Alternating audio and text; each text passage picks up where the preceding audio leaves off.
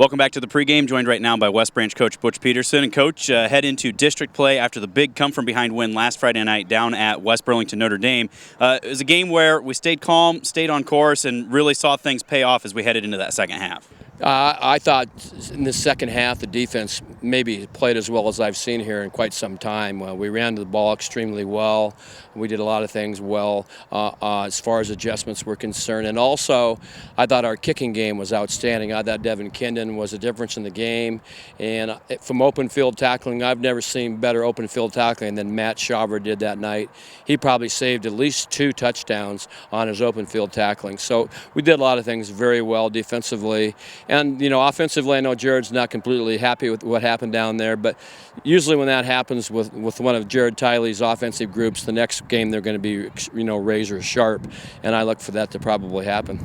Well, and it was a situation where you could see as the game wore on, the Bears were more and more physical, and it was just wearing both mentally and physically on West Burlington. How do you reiterate to the guys that's what you need to do each and every Friday night? They saw it themselves because we've been talking about it since the very first game of the year, that they really haven't been playing smash-mouth football until down at Burlington, and they played smash-mouth football down there. And I would certainly look for us to do the same thing now the rest of the year because they saw what a difference that can make when you go out and knock somebody right in the nose because they start backing off, and I think that's what Burlington did late in the game. They got tired, and they backed off a little. One of the keys to the success, too, was the play of the defensive line. And I think Dietz and Evans both had a couple of big sacks and did a lot better job in the second half Friday night, learning how to contain and really break down, make some of those tackles that maybe they had missed the first couple weeks and the first half Friday night. And I thought Cooper Cobley did a good job as well. You have to set an edge on any team you play. In this particular team, we set an edge, and then we had a secondary edge, and then we spied in the middle, and we showed 2 different kinds of zones and a combinations package too, where you go man and zone. So we threw a lot of things at them, and I think they were a little confused perhaps. And we really wanted to make this a football game, not a track meet, and I think that's what we did.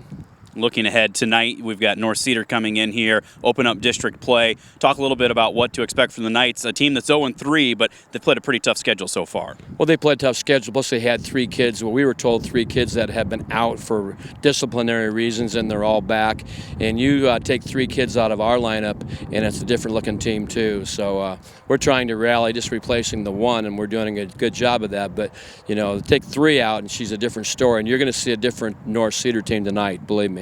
And, of course, it's going to be a little bit different look for the Bears. The veterans recognition, different uniforms, and a lot of other fanfare going on. Just a great way to recognize our veterans, our troops, everything that the servicemen and women do, and just showing the tradition that this community has for football and supporting everybody around the community. Well, we said from day one, if all we do is teach them how to play football and not having anything to do with their life, we're a miserable failure. And this is going to be one of those examples where we can learn some things from our soldiers that have dedicated their lives and their careers to, taking care of the United States of America. And I think to have these people down on the field and all the festivities tonight is an educational experience for our football team. We're looking forward to it, Coach. Thanks very much for joining us. Thank you. And continuing on with the pregame here, offensive coordinator Jarod Tylee joining us right now. And, Coach, coming into district play 3-0, and this offense, brand new quarterback, a lot of new offensive linemen. Talk about what you've seen through these first 3 games with this group really starting to come together. We've stuck a lot to what we do with our base offense, and it's been somewhat successful to this point. We still got a lot of work to do. The first half of our last game, I thought West Burlington did a good job of kind of shutting us down a little bit, and then we got back to what we do best and running our dives and our ISOs, and I thought our guys played a lot better in the second half. Well, and you look, the shovel pass call right there before halftime. I know you talked about it Friday, just trying to get some yards, maybe get some points right before half. What happened that busted that open to really get the Bears that momentum going into the break? Luke Lennox. That's what happened.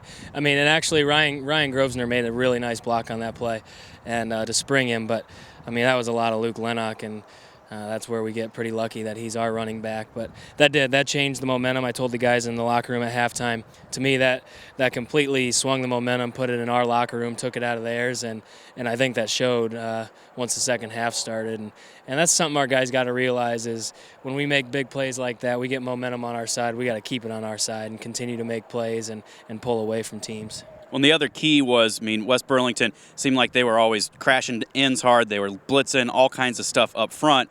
Got to the point where, in some success, running that off tackle, and Luke was able to bounce it outside. Everybody else was able to just seal a wall for him. Was that kind of the plan as you headed through that third and fourth quarter? Yeah, it's just trying to get a hat on a hat and make a play, and man-to-man across the board, they were probably more athletic than us. But as far as football player-wise, I like our guys better, and it did. It showed in the second half. We ran between the tackles. Luke bounced a few outside and sprung some, and Matt Shaver did an excellent job blocking on the perimeter all night, and he sprung one for us there in the second half to give us the go-ahead touchdown. But, yeah, our guys did a good job of getting their nose on people in the second half and making things happen.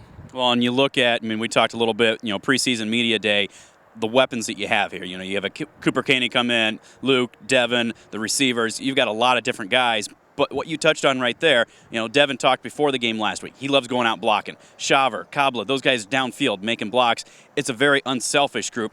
How nice is that as a coach to know that it doesn't matter whose number you're calling, everybody's going to do what they're supposed to? Oh, it's definitely nice, and I brought that up in our meeting on Monday leading into this week, and this was by far the best that we've blocked on the perimeter this season, and we need to continue to do that. And as an offensive coordinator, that makes me happy. That makes me want to spread the ball around to those guys when they're unselfish for their teammates, and I'm sure we'll continue to do so as the season goes along. But we got so many guys. Cooper Kabla made a big third down catch on our initial touchdown drive, and then of course Luke and Devin makes plays, and Aaron made a play defensively, and Matt Shaver all night. So there's a lot of weapons to get the ball to out there, and we got to figure out ways to keep getting them the ball. Well, district play starts tonight. Anything you're looking for from North Cedar defensively?